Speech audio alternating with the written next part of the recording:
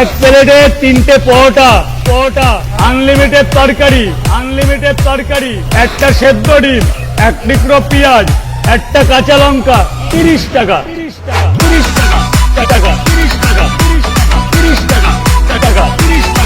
विकी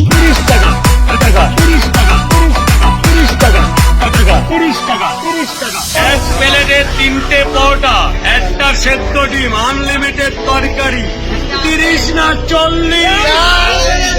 এই যে পরোটাটা এইভাবে করবে, এই যে পকেটে এইভাবে চলে যাবে। 30 টাকা।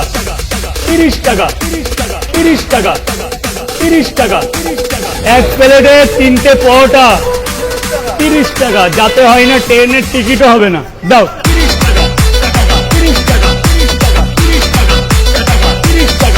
विकी